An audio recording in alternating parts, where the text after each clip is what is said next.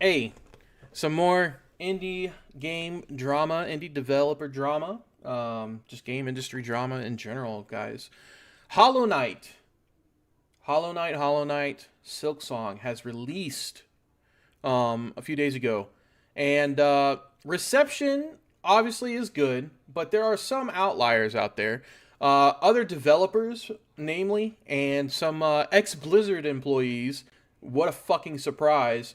Um, have issues with the game. More so on Blue Sky. I haven't seen too much on Twitter. I don't have a Blue Sky account, but after going over some of these articles, I'm gonna read them on stream. I got some articles from IGN, some stuff about Team Cherry, and some of they got review bombed. They said they got review bombed. I don't think it's a review bomb. They have like most of their shits, I believe, mostly positive. So, um, but yeah, and then we have some individuals on YouTube who have more time than I. I've put together some videos, so we'll watch those, and then later tonight I'll get back to work on Gawkbound. But there are a few videos, so we might not get through them all. But I think they all kind of repeat the same shit. So we'll kind of go through and like hear other people's opinions. I'm gonna give my opinion right now. Um, Hollow Knight, SilkSong, Team Cherry, the indie devs that released it. I believe they're a team of 3 or 5. They are well within their right to release it for whatever fucking price they want. The original Hollow Knight was $15 when it released. Upping it to 20 is totally fine. I don't think it breaks the market for indie devs, because I know a lot of indie devs out there. They want to price their games for higher. They want to price their game higher. But like a well polished game like Hollow Knight or Silksong being only $20, a lot of people are saying that it's making it harder to price your games. This is what this IGN article is kind of hinting at, and some people on Blue Sky, and another thing that they're upset about is the release date. Team Cherry gave a 2 week notice about their release, and indie devs did not like that. Reason being is a lot of indie devs like to push around their release dates depending on what games are coming out. So a 2 week notice from Team Cherry kind of got other indie devs in a hissy fit, saying, "Oh, that's not enough time to shift stuff around. It kind of ruined our plans, yada yada." My opinion, they don't owe you a goddamn thing. You are the competition, just like just like anybody else is, right? Are you going to push your release? Like you don't have to give any notice that your game's coming out. They could have ghost dropped it, right? They don't have to do anything to help out their competitors, right? They don't owe them anything. Welcome to capitalism, baby. Welcome to competition. That's all it is. So a lot of people are mad about that, but we're gonna dive right into it. Let's get started on this article. Okay. Indie developers are worried about SilkSong's $20 price tag. Will it make it harder to price their games? Some kinds of games are going to get priced out of existence. With Hollow Knight SilkSong out now, many players are celebrating the unexpectedly low $20 price tag. But some independent developers are pointing out that great as this may be, it could lead to unreasonable expectations for other indie games that can't afford to sell for that low. Womp womp. Who gives a fuck? You can price your game for whatever price you think is necessary, whatever price you think is right. Okay? If Hollow Knight wants to release for $20, they can release for $20. They are a mega giant in indie game space. They can release. They could have released for $40. They could have released for $50. $20 is a fair price for an indie game. I think $20 should be the max for an indie game, unless it's like got multiplayer support and all that crap. So other smaller teams. I'm not sure how large Arrowhead is or the Pal World team, but non-conventional AAA industry devs or industry companies. If you are a larger indie dev team, you can damn sure release your game for $40, $30, whatever.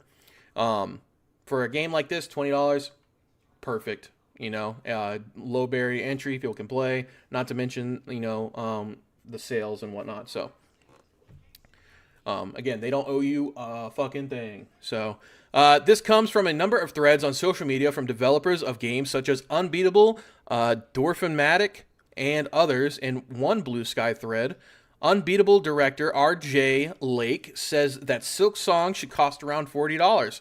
And I'm not even joking. But Lake isn't upset at Team Cherry for charging $20. That's their prerogative, but it will have an impact on gaming audience, like Lake explains. Millions of people will probably buy SilkSong on day one.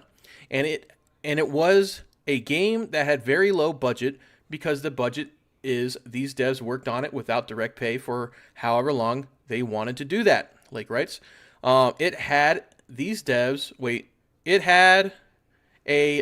are independently wealthy budget of effectively $0. They can price however low they want. As a result, the return on investments is infinite no matter what they do. But by charging such a low amount, they are causing lizard brain signals to fire off saying this kind of game is worth $20. You should expect this game for $20. If enough of those lizard brain signals fire, some kinds of games with actual budgets to pay people who need to live are going to get priced out of existence unless they can get the kind of organic groundswell you can't plan for. A lot of other indie devs think Lake might be on point here, including folks from Deck 13, Red Squirrel Games, over on Twitter, X, Basti Games, and a developer of Lone Fungus, Melody of Spores, asked the audience how much Lone Fungus should cost given SilkSong's $20 price tag. Basti had originally been planning to make Lone Fungus $20 too, but because it's shorter in length than SilkSong, should it be cheaper? No! No! You can charge whatever you want, okay? HollowKnight is a reputable, like they've broken ground already. They are a they can charge whatever the fuck they want. They released their original game at $15. They upped the price to $20. There is no plan that you could do to mimic what Team Cherry has done. A, because you have to have released a hit already. And then B, like all the hype that they drove up for this game, taken a long time to develop and then released. They built anticipation. Not only did they build the game, they built anticipation for the game. There is no set in stone business plan for this play out, right? This is not going to hurt anybody else. If you think that, you're retarded. All right, you can set your game price to whatever you want. Doesn't matter if your game is shorter in length. Doesn't matter if your game's smaller. Okay, if it has a different feel to it. Whatever you think your game's fair price is, depending on your team, what your payout has to be, or whatever. This is what you. It's up to you. It's not a set business plan. It doesn't hurt anybody else. This is what they wanted to do. They don't owe anybody a damn thing. Okay? Don't buy Unbeatable. Gotcha. Yeah, that's pretty much what this is saying. Blue Sky. Oh well, then better listen to those critics. Yeah.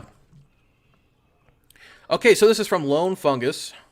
As a dev making a similar Metroidvania than a smaller Metroidvania than SilkSong, which I originally thought would be fairly priced at $20. What should I price it as now? Whatever you want, dude. It'll be 10 to 15 hours of gameplay. That's plenty. That's $20 worth of game. That is totally fine. 10 to 15 hours is totally worth a $20 price tag. Okay? These guys, they're a smaller team, yes, but their art is incredible. Let's look at Lone Fungus. Let's see what Lone Fungus. Let's look at their game. Look at that. Weekend-long deal. Jesus Christ.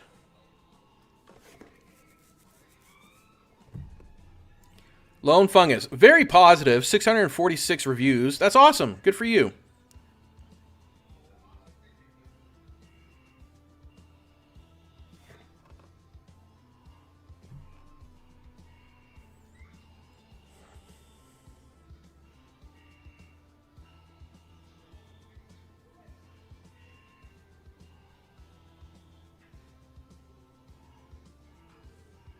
This game looks fine. I wouldn't have priced it at $20 to begin with, anyways. I would price this at $10, $15. A lot of these indie developers think think their game is worth a lot more than they think it is, right? This is a $10 to $15 game. I would say $10 game.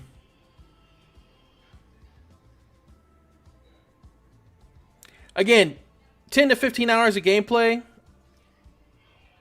You know, maybe you know, $15. $15 isn't too much to ask. $20, I don't know.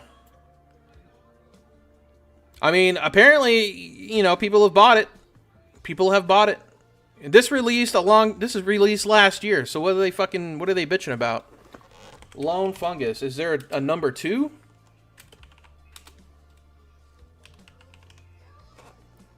There's not even a second one. Oh, is it this one? Yeah, okay, planned release.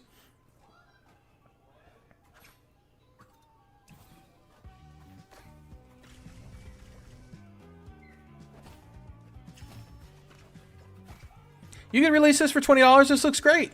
This looks fine. If this has 10 to 15 hours of gameplay, 20 hours is great. You can totally do that.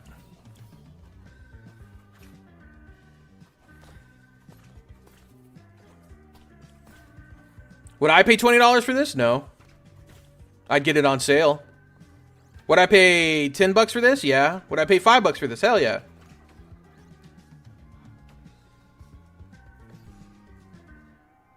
And it's not because I'm not looking at HollowKnight and being like, oh shit, HollowKnight looks a lot better than this. I want to buy it at $20. I'm not going to buy HollowKnight at $20 fucking dollars either. I'm going to wait for it to go on sale. That's just me though. I'm not buying a fucking 2D Metroidvania for $20. That's insane. I'm not gonna buy it at $20. But hey, if people want to pay $20 on a fucking 2D Metroidvania, go right ahead, man.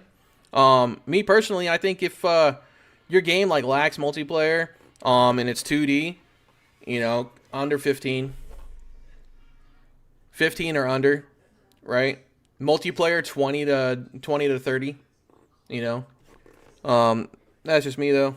That's just me. A good multiplayer game, 20 to 30. If you're like putting out some fucking some slop, I don't think so. Maybe 10 to 15. Like there's a lot of horror game slop, you know, like quick horror games that are just kind of like fetch quests, go find, you know, fucking go find this item, return it, kind of deal.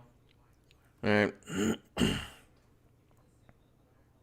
I can't afford to give it away for free. No one's asking you to give it away for free, guy. You're crazy. Fortunately for Basti, the replies overwhelmingly encouraged them to price it at $20. Oh yeah, because they know what the fuck they're talking about. If that's what required. Dude charged $20, wrote one fan. Price is not about the game, it's about context. They are able to price $20 for a bigger game because they steam to receive a million times the cost. You are a small company. Dude, charge $20. You deserve this. Another wrote 10 to 20 is totally fair in my opinion. Team Cherry could have made SilkSong 40 and still sold hotcakes. The fact that they didn't just means they are cool as fuck. Don't hold yourself to the standards of giants or else you have to climb a staircase. True. Still other developers are worried too. In an Eurogamer article on this subject, Dorfmatic developer, Tonkana, whatever, founder of fucking stupid, said the studio's next game, Starbirds, would have its pricing impacted by SilkSong. False. We're trying not to compete too directly with SilkSong, both in terms of release date and pricing. Of course, these two are very different games with potentially different player bases, but there's definitely some overlap. That makes things tricky, especially since Starbirds is a joint project between two studios, together employing more people than Team Cherry. Oh fucking well, guy. Oh fucking well. Right? This is competition. It is a competition. We're not friends. We can't, like, we can be cordial. This is a competition. Okay? Indie games prices has historically been a challenging subject as teams balancing needing to ensure all their members are adequately paid, uncertainty around sales numbers, and the validity of audiences in deciding not to buy smaller games at prices they perceive as too high. As AAA game prices climb to 60, 70, and 80, we don't have to follow that standard. There has been renewed discussion on where indies should fall. Many can't afford to go lower than $20, but many will also lose sales if they don't. People have less money now and are buying fewer games. Says Mike Rose, founder of No More Robots. So you have to set yourself up to hopefully be that one game they buy when they do have money. And if you are at a higher price, it's actually a bit off-putting. True. I always say small, short, cheap games, right? Make something small.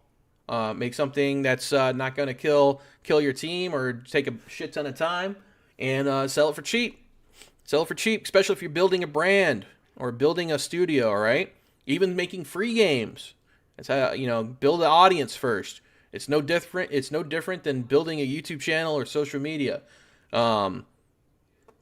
If you're not a fucking genius like some of these people that just make crazy games like Stardew Valley, Minecraft, HollowKnight, and all that crap, then you got to build it how you build it. You know what I mean? If you're making small, cheap games, small replayable games, release them for free. Build an audience. Make the gameplay fun. Learn from your mistakes. Let's read some of these posts here. All right, here's RJ. SilkSong honestly should cost $40, and I'm not even joking. I won't go so far as to say it's bad. It doesn't, but it will have effects, and not all of these effects are good. I am personally glad it's so cheap for me. It makes picking it up a no-brainer. The problem is that the gamer is a creature very bad at knowing why things cost what they do. Simple economics. If what you're supplying is priced higher than the demand, lacks quality, then your product won't sell well. They priced it at what they felt is fair, and people responded in kind. Insulting your customers isn't the best idea. Maybe focus on quality if you're pricing higher. True. Millions of people will probably buy SilkSong on day one, and it was a game that was very low budget because the budget is these devs work on it without direct pay for however long they wanted to. They had pay from their first game. They didn't need to. They didn't need direct pay. They were sitting on fucking millions of dollars, right? HollowKnight made millions. Bunch of crybabies, dude. When did indie devs become such crybabies? All right, pretty much on point about SilkSong's price. From one of the upcoming indies, Unbeatable, okay. Not really. If it would be, then nobody would spend money on any games anymore since massive titles like Fortnite are free to play. I agree with this post, but you can also look at this from a slightly different angle. Look at how cheap games could be if developers weren't getting terrible deals from storefronts, publishers, and weren't fighting for their lives to pay bills. All right, here's the article from Eurogamer. No matter the price, just make sure it's 3 hours of good gameplay so they don't refund it on Steam. Yeah, true. Is HollowKnight's SilkSong's cheap price a problem for other indie devs or indie games? Devs and publishers weigh up its impact. People have less money now and are buying fewer games. Here's a complaint I never thought I'd hear. HollowKnight SilkSong is too cheap. Team Cherry announced a $20 price along SilkSong's 4th September release date. That's today. Only a couple weeks ago, no other regional pricing was announced, such as how much it'll cost in the UA, but I expect we're looking at a $19.99 euros or whatever they use, pounds, because that's how these things usually settle here. That price makes SilkSong more expensive than HollowKnight, which costs around $11 to $13 across various platforms, but not much more expensive, and it's nowhere near the $50 to $70 mark tag or price tag associated with AAA games. So what's the problem? Apparently, it's too little, too cheap. Scores of comments on Blue Sky and X and reaction to SilkSong's date and price announcements say as much as actually underpriced. Said one user on Blue Sky, "You guys are nuts for this $20 price tag," said another, "and you're going to spawn a week of discourse with that price announcement. You know that? Said another, oops, ignore that last one. Broadly, it's lighthearted. Most people are pleased SilkSong $20 is not more. Some people are threatening to buy multiple copies, even which probably defeats the point, but underneath the giddy excitement, there is more serious discussion happening. Comments from worried indie developers show there is concern about the knock-on effects a price like this could have. SilkSong honestly should cost $40, and I'm not even joking. This is the same shit. Who worked? Yeah, it's the same fucking shit. That RJ dude. Apparently he's like one of the main ones that have been seen, I guess. But guys, what do you guys think, man? You know, leave it in the comments below. Leave it in chat now. I just I don't see a problem with this, right? This is capitalism. This is competition. You know, like, why should I care about your game coming out? That's not my problem. I need to worry about my release. I'm trying to worry about my shit, you know?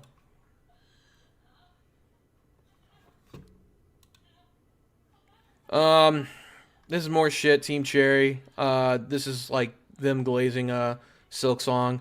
I haven't played it. I played the original HollowKnight. HollowKnight was good. I wasn't good at it. I played it for a little bit, and that was pretty much it, so. I have a lot of assets. Maybe I should make a $5 game. You should, dude. You should. Make that $5 game. Alright. That's our palette cleanser. Alright, ex-Blizzard employee. Sony devs trash HollowKnight SilkSong success. Other game devs respond. HollowKnight SilkSong is a juggernaut and very much so represents what a lot of the gaming audience wants to see from these development studios. No, I don't mean 2D platforming Metroidvania. What I'm referring to is the fact that it respects its gaming audience, not necessarily just in pricing, but also the fact of what they've created here. You know, obviously the immediate reactions we're seeing to SilkSong is that, oh my god, I can't believe how hard it is. But also the level of detail and the improvements that have been made. You just don't get this type of experience if, say, Electronic Arts was the publisher, because we all know what would have happened. Team Cherry would have turned into a 50 to 100 developer studio. This experience would have been released maybe 5 or so years ago, and this would have been a different type of beast. And Team Cherry, what they're enjoying right now is a creative muscle that a lot of this industry doesn't get to have. We don't see that in the AAA games industry. And it's one of those things that we used to see, maybe in the early 2000s when this gaming industry was still in its infancy. That's why when I see articles like this, it makes me happy of the future, because I do think these outliers, which is what some people are referring to games like SilkSong as, and even Expedition 33, they represent the future in many different... I can't believe Expedition 33 was an indie game. What's the team size for that one? Jeez, that game looked great. Alan Richardson says, $20 is a good price for what you are getting. Other devs are just mad they can't release a good game for the same price. I agree. Regards. Like, why is one person's skill getting scrutinized because, or one team's skill getting scrutinized because other devs can't hack it? You know what, Private? That's a great idea from Unbeat Dev. I can buy 2 SilkSong copies in different platforms so I can enjoy it twice, or maybe 3 copies. Thanks, yeah. Send me one too, brother. If you're chilling out, man, send me a 20. I'll play it on stream. I hope SilkSong could be anyone's first HollowKnight game, and one reason it took 7 years is they were comfortable. Because they have an HR lady that can't even afford to release crap game for the same price. Jesus. This game looks great. The first HollowKnight was great. Things are the things you sort of very same and those aesthetic. Really interesting things don't happen if Team Cherry expands or totally alters themselves as a studio. They could have done all of that to make sure that this experience was out years ago, but they didn't do that. They stuck to the development team that they are. And we've seen other smaller indie darlings this last year. I brought it up a second ago. And you know what? That's a great thing. They shouldn't have to expand, right? If what you have works, like your first team, I think it was a team of 3 or 5, I don't remember. It was one of the two. If you have a small team and you guys work great, don't worry about expanding. Enjoy the fruits of your labor. HollowKnight made millions of dollars. Now you can sit back and fucking just work on your passion project And that's what it is. It's more passion, right? You're not worried about deadlines. You're not worried about meeting milestones like that. You know, you're having fun in playing the game, or you're having fun in building the game you want to build. You don't have anyone you're not beholden to anyone, right? So they can take as long as they want in the game. I think that's a beautiful thing. That's a beautiful thing. What luck? I mean, not luck. I mean, it's obviously skill, but I would love for that to happen. Shit, I think most indie devs would, right? You release a game, you make good money on it, and you could just fucking sit on your ass and make your next game while living off the profits of the last one, right? Or investing in it, or whatever you fucking do. I played it. It's worth it. They're all too busy getting their brunch sushi rolls, kill smoothies after their workout before they start work at a big company. Yeah. Expedition 33. This game looks great. Expedition 33 is nutty. Look at this, dude. I can't believe this is a indie studio. Promising that they're going to continue that into the future. I love this. I love this UI here. How it like pops up from the side. This is great. Massively expand and ruin what they are and what worked. But very much The so, quick time HollowKnight events? SilkSong is enjoying one of the biggest launches ever for an indie title. It peaked at almost 600,000 players just the other day. Wow, Right that's now, even crazy. recording late at night, 300,000 players. This has been an absolute massive success. 24-hour peak, all-time peak 2 days ago. 587,000 people playing this game. And then just, today? I think this video was released today. 324,000 people. That is amazing. Kudos to them. Small team. This is great. This is awesome. It crashed all the stores, too. I did see that, yeah. So, guys, if you were on Steam, you couldn't even pick this game up because it was crashing Steam. You couldn't buy it. I heard that you could buy it on Xbox Game Pass because it came out on Game Pass as well. So you could buy it then. The worst words you could hear at a successful company is, "We have been acquired by EA or Microsoft." Success for Team Cherry. Hey, man, if they pay me millions, they're doing I just for started a new many company. years to come. But unfortunately, the takes about SilkSong and Team Cherry have only continued, and it very much mirrors what happened a couple of years ago with Baldur's Gate 3, in which we saw a number of developers calling it an anomaly, saying it was Rockstar-level nonsense for scope, when in reality, Baldur's Gate 3 specifically was just setting an old standard, something that this AAA games industry used to represent. But unfortunately, we're having to look to these AA and indie studios to get what this industry used to be known for. I didn't know And Baldur's bring up Gate that 3 was under situation scrutiny because either. It mirrors exactly what has been happening with SilkSong this last week. In my last video, we talked extensively about how a lot of indie developers have been discussing SilkSong in terms of how it priced itself and also its release timing, and also the fact that a lot of those developers were very unhappy with how Team Cherry approached timing. And Well, let's read also some the of fact these. That a lot of those Okay, KZ, Team Cherry confirms all indie devs selling their game for over $20 would be killed. False. It's funny you mentioned this because I think $20 is the margin where people say, I'll pick it up some other time.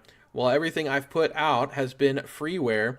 If I were to price stuff, it'd probably be at the $8 to $15 range regardless. This is where you need to be. This is where you need to be.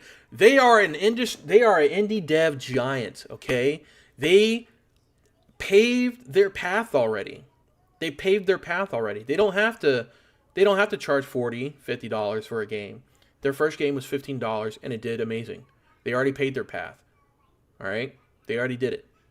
So they can release whatever the fuck they want. They already have a core audience. There is a giant audience for HollowKnight. They already made it. those developers were very unhappy with how Team Cherry approached all of this. I think we could celebrate SilkSong's price point, $20, and understand that everything surrounding the game, its development, its circumstances, its success, and expectations, is an anomaly. It's really not. It's really not an anomaly. They've already done it before. They already have a constituency. They have an audience already. It's not like they just came out the fucking woodwork. They've been around. They built anticipation. I say this because I'm concerned about comparisons with other indie titles that aren't as big and as cheap at the same time. Now, unfortunately, the hot take surrounding SilkSong and what it represents has not slowed down. And we've actually heard from a number of voices in the AAA games industry which have shut down the possibility of this game representing anything. They think it is an outlier, and there's really no lessons to be learned, and it really is kind of insane in my opinion, and we're going to be going over that. Now, first off, we've seen a number of mainstream, outlets such as IGN running articles like this. Indie developers are worried SilkSong's $20 price tag will make it harder to price their games, and again, just so many voices chiming in. Last video we went over RJ of D-Cell Games, and SilkSong honestly should cost $40, and I'm not even joking. And then obviously since then, a number of other developers in the indie space have agreed with it, saying it's pretty much on point. Another developer saying, I agree with this post, but you can also look at this from a slightly different angle. Look at how cheap games could be if developers weren't getting terrible deals from storefronts, publishers, and weren't fighting for their lives to pay bills. And look, the takes about the $20 price tag being too cheap has only continued. We've even seen content creators saying it should have been 30 or 40, but really the takes about SilkSong have gone haywire in a different direction than I just didn't expect. Like, we have people saying the narrative that the game developers who work on Call of Duty and other AAA don't love their craft and want to make a great game compared to the love Team Cherry have is a stupid narrative. Over 9,000 people are credited for Black Ops 6, and it's dumb to say they don't love it or want to make a great game. You don't see the problem with 9,000 people working on one game and how there probably is not a cohesive vision with that. Yep. And how, that franchise you're talking about has stagnated drastically in terms. And what they do is just cookie cutter bullshit. Black Ops 6 just came out and they're releasing 7. Get the fuck out of here, dude. Have some wiggle room.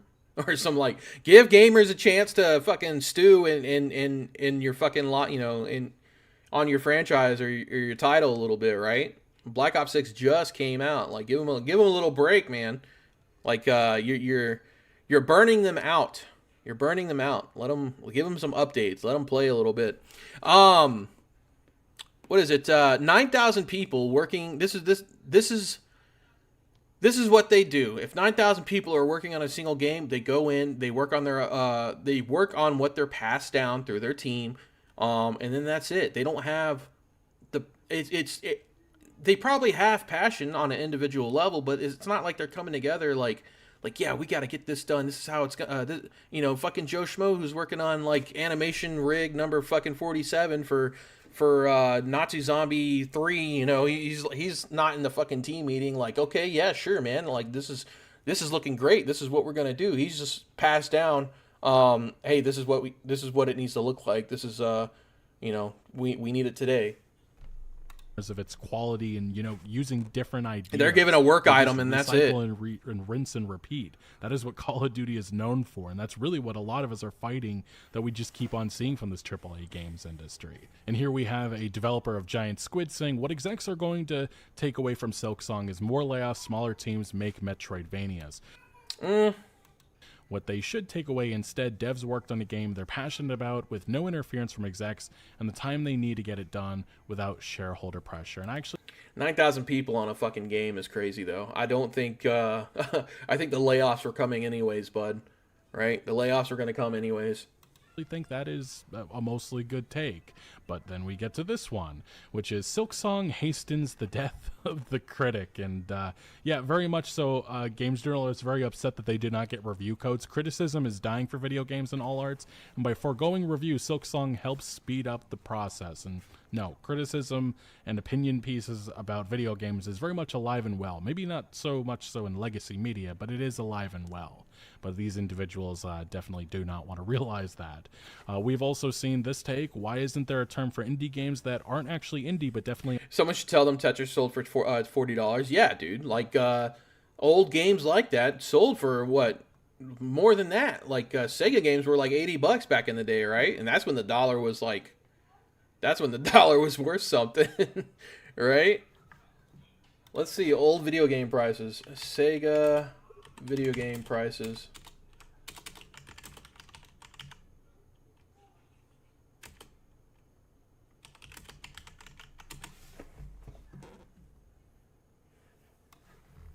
Yeah, $45 to $50 in the early 1990s for a fucking a lot of Sega games were shit, right?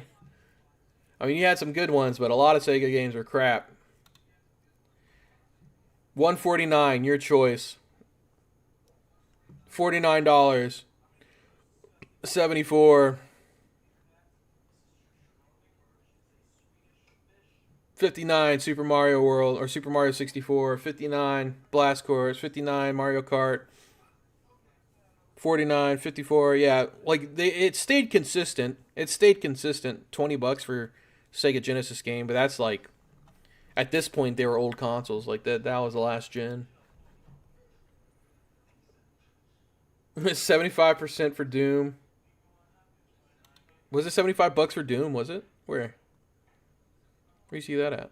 Where the fuck's Doom? Is he Turok? Oh yeah. Doom 64, $75. Turok 70. Yeah. It looks like Nintendo prices were fucking crazy back then. $149 for each console though. Interesting. 49, 30.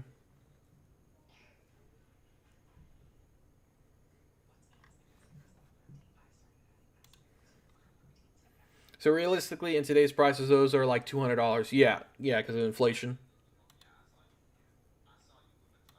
They aren't AAA. HollowKnight SilkSong is not an indie game. They made like a bajillion dollars to work with on the first game, which again, they are an indie studio, 3 individuals. Just because they three individuals, okay, change what they are. We also have this former PlayStation employee saying the SilkSong think piece is about how an indie game did XYZ, scared AAA publishers, proves indies can be successful on their own terms. They can. Indies are successful on their own terms because they can make games that they want. They don't have anyone to listen to. They don't have to worry about publishers or anybody breathing down their neck.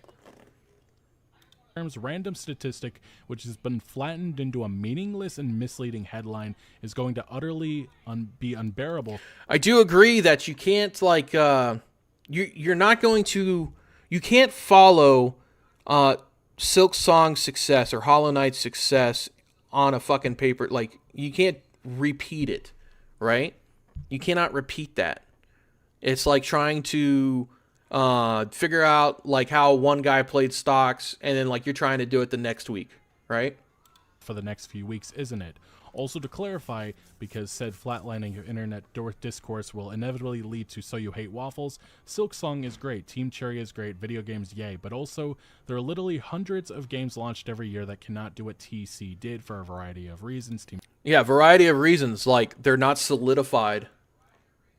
They're not, no one knows who the fuck they are. HollowKnight is a brand name.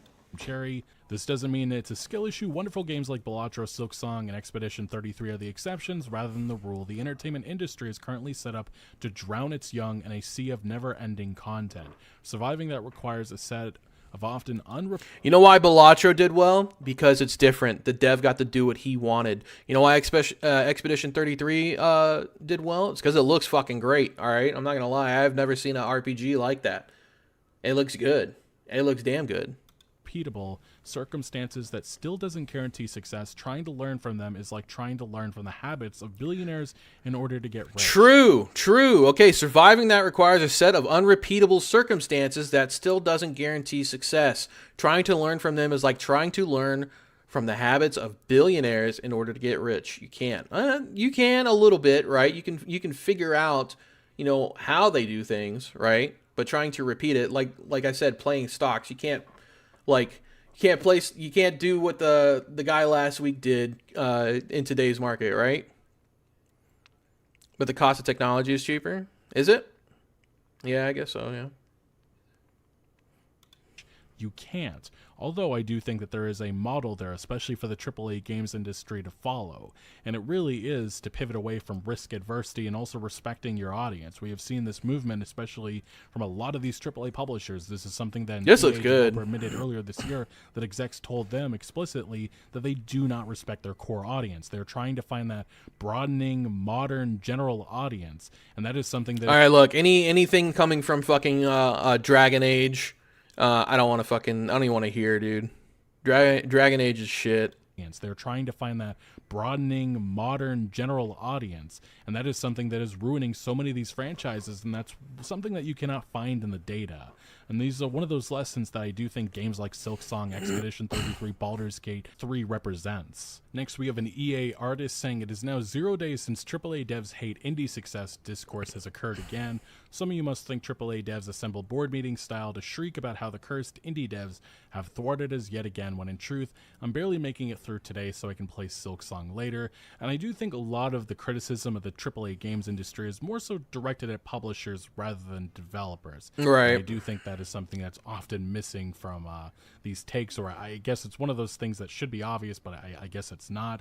But very much so, there is one space, one website in which apparently there's a lot of takes about SilkSong happening. And yes, it is LinkedIn. I didn't know they had a big post section, but I didn't either. they very much do so. And we have seen think pieces like this coming from an EA publisher. SilkSong This is an EA publisher.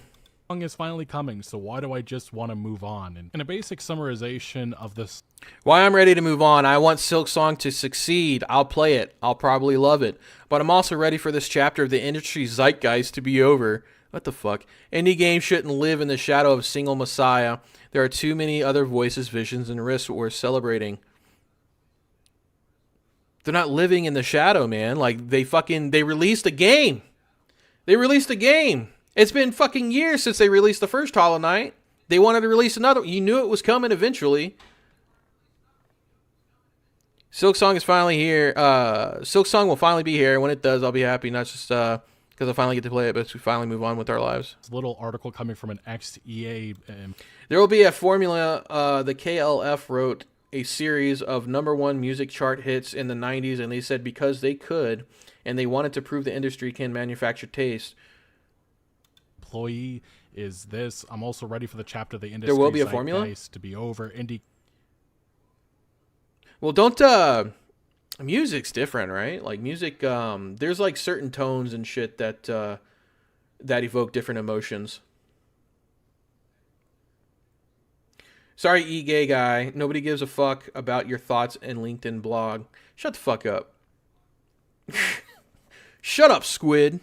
games shouldn't live in the shadow of a single messiah. There are too many other Posting voices, on your visions, old- and risks worth celebrating. I think this is an AI article, but very much so this individual's opinion is that SilkSong has been looming over the indie space, and it's time for that not to be the case. Like Grand Theft Auto 6 looms over the AAA games industry. Not you? I Okay. guess. But these takes, these AI... Oh, okay. All right. My bad, brother. My bad. Yo, crashing out in Squid, man. Sorry, Squid. You usually come in here and start talking shit. The guy you're reading? All right, fair enough. Sorry, buddy. I believe AI-generated articles and stuff, opinion pieces, analysis, has been something going widespread on LinkedIn. Like, this individual is also a former employee, I believe, of Tencent, 90s, but the 80s. Activision Blizzard, EA, and a couple of other companies. SilkSong shows that one of the most Okay, SilkSong shows that one of the most anticipated indie releases of the decade is still $20. Increased prices are not inevitable, depending on the studio situation. Team Cherry charged $20 for SilkSong even after 8 years of development because they are at a position few indie studios ever reach. HollowKnight sold millions, giving them financial security and the freedom to take their time without outside pressure. True. They run a lean operation with just a handful of developers, so their costs are a fraction of what most studios face. More importantly, HollowKnight built a reputation as one of the best deals in the gaming history, and that goodwill means players already trust SilkSong would be worth far more than its price. This is what I've been saying. If I say streamer gay, that means you. Man, come on. This is what I've been saying. They already built the brand. They're not beholden to anybody, man. Like they don't have to bend the knee to these fucking crybaby indie devs, right? All these fucking crybaby indie devs that are saying like, "Oh man, now I can't price my game at $20 because my game's shit. It's not as good as SilkSong, so I can't price my game at $20. That's bullshit." By keeping it at $20, Team Cherry enforces the image of being a player first, ensures massive volumes across every platform, and sets himself apart from other titles selling at higher figure. Anticipated indie releases of the decade is still $20. Team Cherry can charge $20 for SilkSong even after 8 years of development because inspiration their first figure are being exposed across every platform and sets themselves apart from other titles selling at a higher figure. It feels like a moment where the industry's tensions, the AAA games industry's tensions, are being exposed because in the end, the player just sees $20 for hundreds of hours of playtime as a deal too good to be mad about. Yep. And I genuinely don't know if this individual actually wrote it, but this is some of the analysis that has been going viral on LinkedIn, which I guess has been leading to a lot of game developers in the AAA games industry being very upset about these opinion pieces. Like, this is one opinion coming from a former developer of Carbine Studios and 38 Games. $20 is a ridiculous price. However, I think people are overstating the praise of their generosity. I think it's a very calculated decision. They know people are lined up to buy it in the millions, so they'll have no issue making their costs back, and it buys a good amount of goodwill from the user base. I don't think this is a pattern most studios can follow. HollowKnight was one of the most beloved titles of the last 10 years, hailed by many as a perfect game. That's the reason why they can do so confidently, release this game at a lower price point without giving away review codes. Frankly, I expected closer to 30 or even more. I'm sure they'd have people buying it still at 40 or higher. Doubt it. And this sentiment is something that we're... I like HollowKnight, okay? But I ain't gonna pay fucking $40 for it. There's no way in hell I'm paying $40 for a 2D side-scrolling Metroidvania. Alright? I get that shit on sale. Or I'd fucking torrent, I'd yo-ho it, bro. I'd yo-ho it, okay? Oh yeah, I got overwhelmingly positive reviews. The picosecond it released, which is kind of worthless review boosting. I'm gonna feel from a lot of these LinkedIn remarks, I just don't get the snarky attitude with how Team Cherry has approached this game's development. And there is lessons to be learned from SilkSong's development. That is quite clear with the financial and creative flexibility that those developers have enjoyed over the years, and something that the AAA space especially does not get to enjoy. But we've also seen, this is a take that we talked about last video, this specific post right here. If you're an indie developer, you should hang this screenshot on your wall and use it as inspiration and never give up. Fucking, people are fucking gay. Last year, my best friend quit his full-time job to chase his dream and make a fully fledged video game. What a retard. You're going to quit your job, you're going to quit your day job, your fucking steady income to make an indie game. You are dumb, sir. Right? Unless you like saved up $100K or unless you're living with your fucking parents, you quit your fucking Taco Bell job and live at your parents and make your game then. Today he just released a trailer and looks beyond amazing.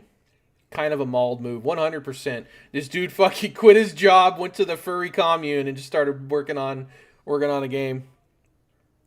Last year, my best friend quit his full-time job to chase his dreams and make a fully fledged video game. Today, he released a trailer, and it looks beyond amazing. Talked about how this was inspiration for the indie space or any developer trying to make it. And it was pointing out that, you had a lot of negative comments coming from this r/gaming subreddit. Many people doubting that a Metroidvania was going. Is this fucking HollowKnight? Oh shit, maybe I'm wrong, bro.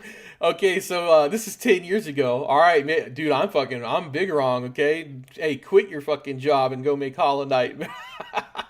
I'm an asshole. I'm an asshole, dude. Fucking prove me wrong. I didn't even see that. My best friend is likely just a dev. No, it's the HollowKnight devs. This is 10 years ago. It's showcasing HollowKnight. Yep, I'm the asshole here. I wonder if PS spearheaded it against SS. Against SS. What's SS? Going to make it. It was just going to be another game. People would ignore it. But unfortunately, we have seen a lot of people twist this in a negative way of the game development circles. Like, it starts with this post specifically. Oh, so this actually isn't a negative comment. This is... No, he was, I think he played SilkSong. I think he, it's one of those, it's one of those games, bro. It's a good game. All right. I already know it's a good game because HollowKnight was a good game. But it's like one of those games that are super popular with certain types of people, right? Like I'm not gonna go out and I'm not making fucking fan art, but that's the type of people that he runs with that crowd, the fan art type of people. Yeah, it doesn't mean it's not the dev posting that though. Yeah, true. SilkSong's indie charm could have been manufactured too. True, true. I think it's just their third. Like, you mean manufactured like AAA could fucking do that? I'm sure they could. AAA could do something like that.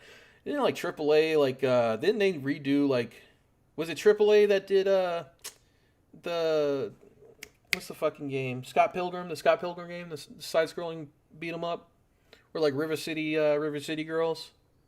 Wasn't that AAA? Or like the Teenage Mutant Ninja Turtles. That was another side-scroller 2D beat 'em up. Is coming from the CEO of HollowKnight, and this was actually praise about this comment. And he was specifically saying SilkSong is finally out, and there is a lesson here for all of us to learn.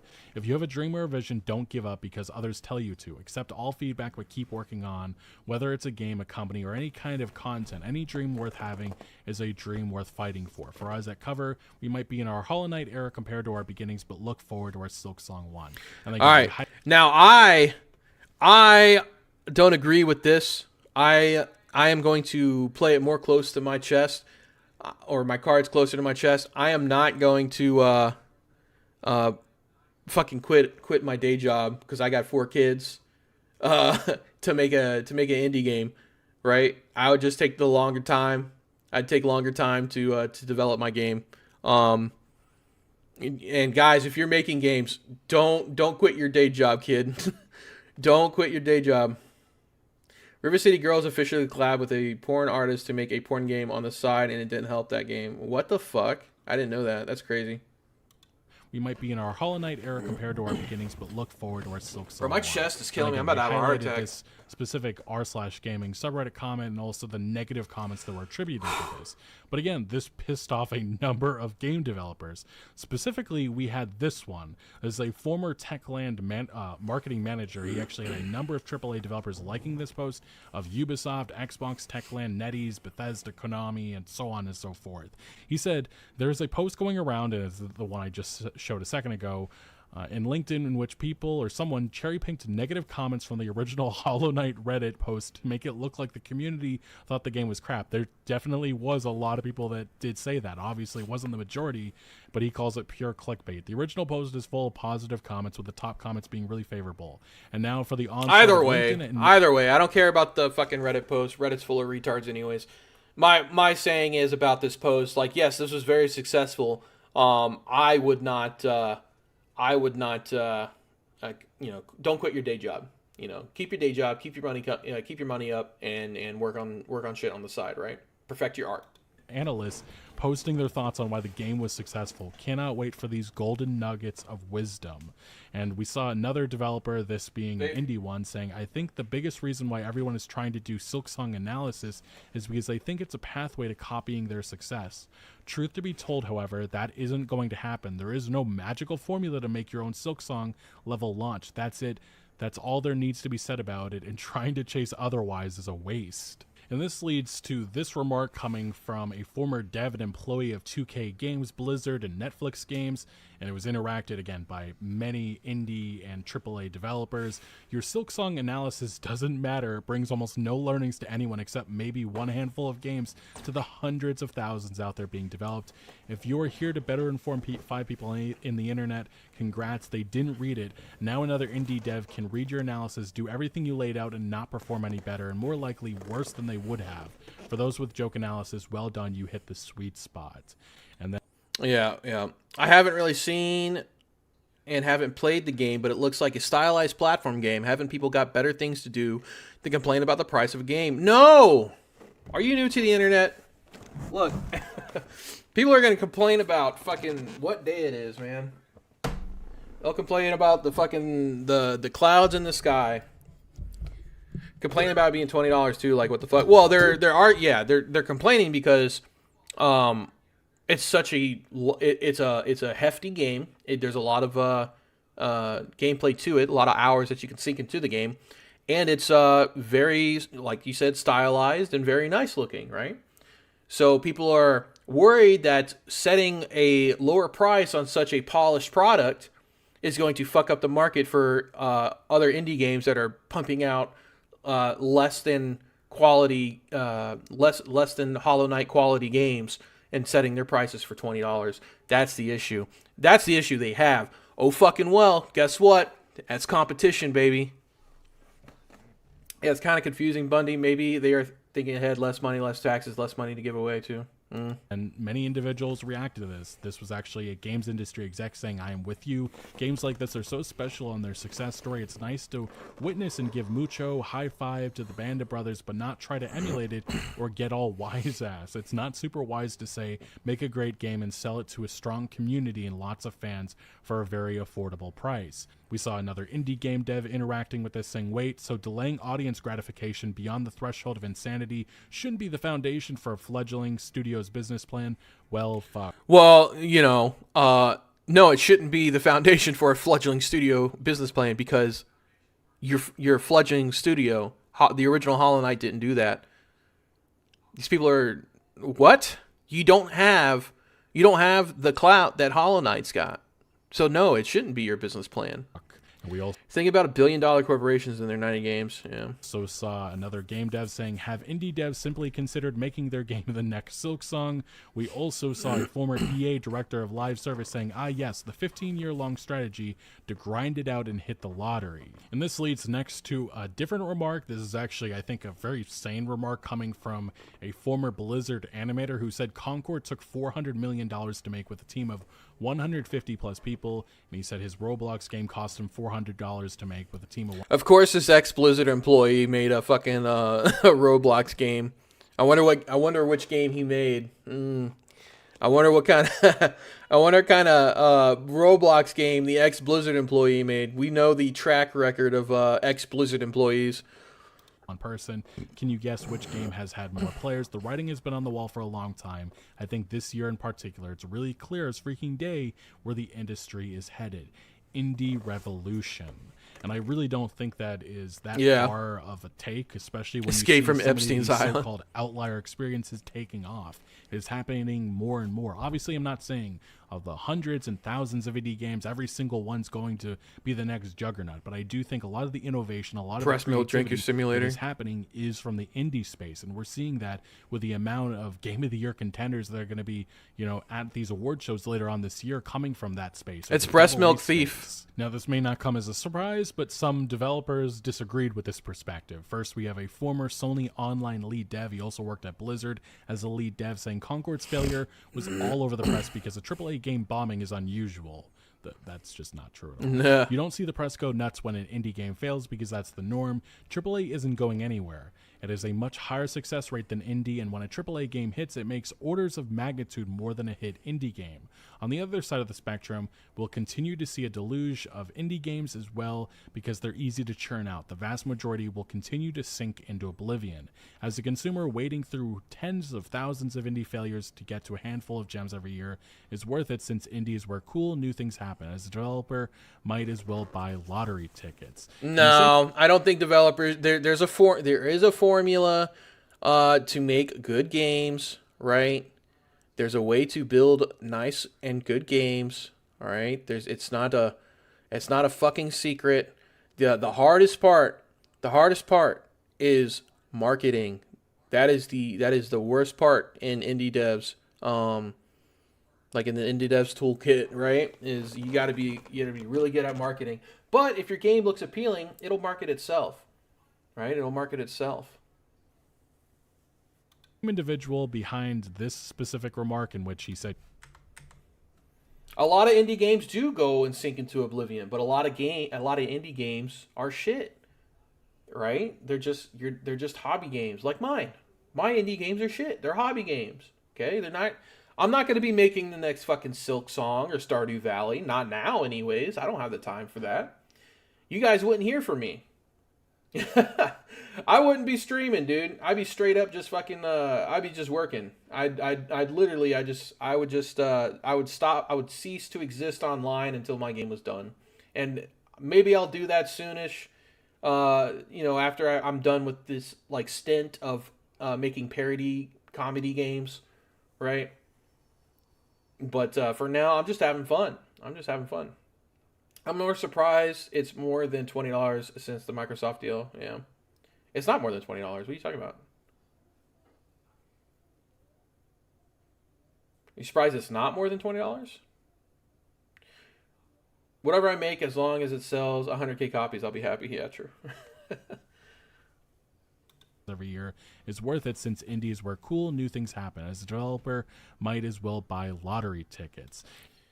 And the same individual behind this specific remark, in which he said your SilkSong analysis doesn't matter, also remarked on this, saying, exactly, publishers are still making 90% of revenue and AAA is still dominating.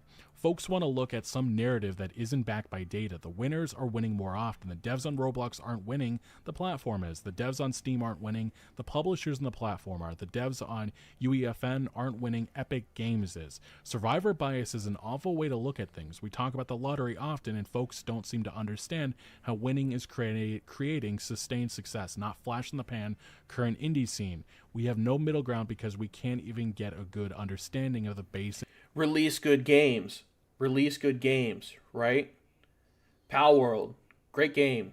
Give people what they wanted, right? They wanted a Pokemon game that was open world with fucking guns, okay? You know, be out of the box. Just be different. Do different things. Do fun things, man. People want to see different fun shit. Current economics. And we saw another developer, Vampire Survivors, $4.99 game, millions of dollars, right? Simple, fun gameplay. Simple, fun gameplay. No one else was making games like that. Dude changed the fucking game up, okay? Individual again with another SilkSong take saying, I don't understand. This is actually a former Riot Games director and EA manager saying, I don't think I understand the SilkSong discourse on that website. It seems every one of the stake in waxing poetically about industry trends has something to say about it, and I'm kind of lost why it's the #1 topic of discourse. The game is amazing, no doubt, but I mean, what do you expect from a small team who has already shipped a blockbuster hit once before, then went heads down for 8 years to work on their next game at their own pace? I'm not at all trying to downplay the fact that these guys shipped a contender for Game of the Year, just I don't get all the insightful navel-gazing over the fact that storied veterans who know how to make an amazing game spent 8 years distraction-free making yet another amazing game. Like, I feel like the takeaways. Vampire Survivors wasn't even original. It was a Chinese spyware knockoff. Really? From their success is super obvious at face value, is it not? I swear I'm not trying to be contrarian. Bro, that dude fucking capitalized on that shit. Maybe that's what we should do. We should remake some Chinese spyware shit. A Stalker 2 game designer responding saying making a hit once doesn't necessarily mean you'll be able to repeat the success. People learn more from failures. And look, the opinions, the discussion about SilkSong has actually bled into another discussion that happened just a couple of days ago. This is an opinion that came from Baldur's Gate 3, one of the, I think it was their executive in charge of publishing. He said that AAA is perversely fascinated by indie games because those devs still understand how to make good ideas that aren't reliant on data. And this is actually what he said specifically on his Twitter account. Much of the industry has been aggressively data-driven for so long that over generations of talent, the ability institutionally and or intellectually to lead with your gut has become a lost art. This is why AAA is becoming perversely fascinated by indie. Indie doesn't have the data, must rely on gut. Sometimes you see games that are doing a very specific thing in AAA, following their gut, their heart, but it's still confined to the institutional practice of parsing it all through available data. The data sets are all increasingly trashed because they can't predict breakout hits nor predict failures. And so if you can't rely on data and you've lost the institutional gut instinct that drives the furor of expression, defines a game, you get stuck. If public panic becomes safe, which is dangerous, hence genres disappear until indies create breakout hits and introduce new data, perverse attachment, etc., etc. TLDR, it's because the means to do something you want to do have shrunk because of a bunch of silly shit. And I actually don't think that is that much of a hot take, but again, many developers in the gaming industry, especially on the old LinkedIn website, had opinions about this. We first off saw a former certain Infinity contracted developer saying AAA needs to trust their gut more and indies need to learn to use data more. It's not an absolute either way. Yeah, I can see that. That's not a bad take. We also saw a former Crytek dev saying both. There is no one good way. It's a complex process, and both things are important. However, if a project has no soul, it will show on the screen as well. True. We saw an indie developer saying, I'm speaking as a full-time indie. Did Larian mention the survival rate? By year 5, 15% of indies are still alive, while 75% of AAA companies are by comparison. This is an incremental difference in survivability. It's definitive. We can lecture the corporate world about creativity as much as we want. In the end, they ensure salaries are paid for art to continue existing in some form, while us indies self-slaughter in a bloodbath, pretending we are all the top 16% of indie devs who can maintain a livable salary. There's not a lot of indie devs. Like, you gotta not most indie devs don't make enough money to get their nut, right? Like, you're not gonna be able to fund your next project. That's what they say, anyways.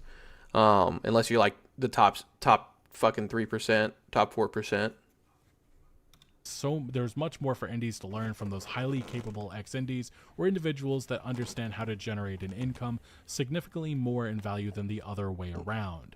We also saw a former in exile and Ubisoft developer saying analytics are largely up to interpretation and often can have severely negative impact to the brand and game when followed without serious thought to the user experience. I've seen megacorp after megacorp usurp thriving studios and all of their intellectual properties and destroy their value over the course of only a few years. Games made without passion are shit. We also saw a former EA lead designer give his opinion on this. This is quite the hot take. He said, having worked in AAA and indie, this headline is from someone who perhaps hasn't. He very much has. Devs are devs. It comes across as arrogant to say that one is better than another or that AAA is fascinated. That's nonsense. Your post is clear about the value of either side of the industry, and fundamentally, indie devs can operate more as art than business if they're lucky to have other sources of money to pay their rent. Yeah. Art is not a business, and business is not art. This is why painters have art dealers. I think Larian is picking up on this relationship and is talking about publishers, not developers. Publishers can act a lot like art dealers, earning money from artists while trying to understand them. But trust me, no game developer on a AAA team is in any way studying what an indie team is doing and how they are doing it. There have been reports that reveal how much internal teams actually have to act like indies. For example, this, and he linked to a Dead Space article from years ago in which they had to put posters in front of EA toilets so executives would look at it, and that's how they would get their funding. Now, we saw another developer, this being an Epic Games dev, saying, I always felt that indie games propelled the AAA industry. Hold the lion's share of the AAA industry is trend chasing, mostly doomed to fail. There are examples of great creativity. The indie space is always creating wonderful experiences, but a more recent trend is the increase in AA and well-funded indie titles that are so exciting. I could not agree with this perspective more. We also saw a NetEase game dev saying, really interesting take. I'd echo what others have said about data often serving as a risk mitigation, especially for stakeholders who may not have deep domain expertise or are risk adverse. From my perspective, it's about balance. Data should absolutely be a consistent and important reference point. However, creative teams also need to weigh other inputs and take on the challenge of pushing something novel to keep a game fresh. Market research, telemetry, and All right, this is getting gay. It's just fucking talking about data and shit. Like, no one fucking cares. Alright, guys, that's all I had for this. I think a lot of these are just kind of like repeating the same fucking narrative. Like, I pre-watched a little bit of this Ademion one. It's like, I really wanted to get into this one because he actually had receipts. Like, he had the Twitter posts and shit and all that, or Blue Sky, whatever. I think, again, my opinion is SilkSong or Team Cherry is not beholden to any other developers. They don't owe anybody anything. They can make what they want. They can release what they want. And people knew that it was going to be coming out eventually. They knew SilkSong was in works. I knew that SilkSong was in works, and I've got like 4 hours in fucking HollowKnight. Okay,